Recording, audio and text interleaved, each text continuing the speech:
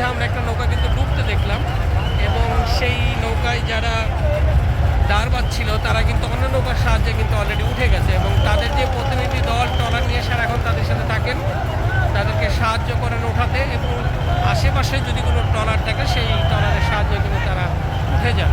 সেই জিনিসগুলো কিন্তু আমরা অবগত আছি। এই যে ট্রলারগুলো আসলে এইখানে এসেই তারা ঘোরানোর চেষ্টা করে।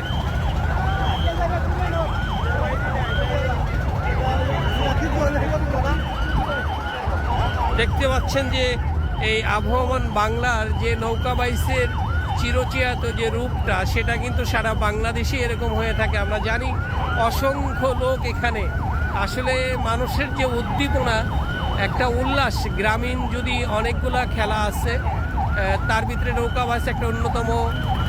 হাডুডু, তারপরে আপনার গরু দৌড়, বিভিন্ন প্রতিযোগিতা হয়ে থাকে। এই গ্রামীণ খেলাগুলোর ভিতরে কিন্তু এই নৌকা বাইচ কিন্তু অন্যতম একটা আনন্দ উৎসবের একটা মাধ্যম, যার কারণে অনেক মানুষকে কিন্তু এখানে দেখা যায়।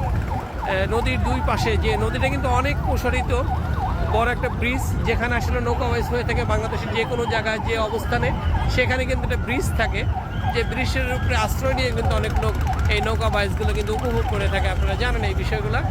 এবং এইখানেও তার ব্যতিক্রম না, এখানেও কিন্তু একটা ব্রিজ ওখানে দেখতে পাচ্ছেন, যেটা কালীগঙ্গা নদীর উপরে বেউথা ব্রিজ নামে পরিচিত এই জায়গাটি। সেইখান থেকে আপনাদের সামনে সম্প্রচারে আসি।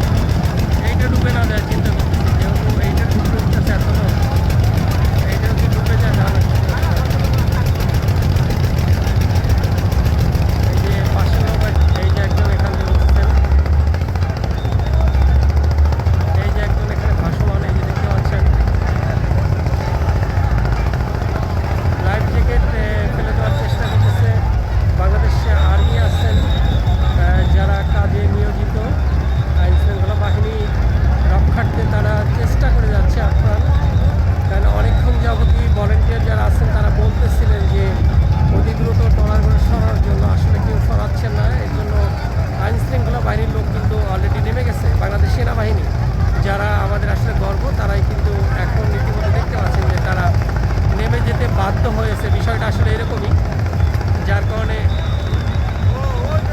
তারা এই চেষ্টাটা করে যাচ্ছে। এবং যেটা বলতেছিলাম দর্শক, একটা বাইসের নৌকা যেটা আমাদের আনন্দ দিয়ে থাকে, সেই বাইসের নৌকা কিন্তু ইতিমধ্যে একটা ডুবে গেল, এবং সেই নৌকায় যে লোক ছিল, লোকে যারা বাইস অবস্থায় নৌকা ডুবে গেল, তারা কিন্তু ইতিমধ্যেই উঠে গেলেন বিভিন্ন ট্রলারে। এবং মাঝখানে যে বাইসের যে ফররা যেটাকে দেওয়া হয়, সেই ফররার যে নৌকাটা, সেই নৌকা কিন্তু অলরেডি উঠে গেছে তারা নিরাপদে। এবং বাইসের নৌকার গোলইটা কিন্তু দেখা যাচ্ছে এখনও। দর্শক কতটুকু দেখাতে পাচ্ছি আসলে জানি না।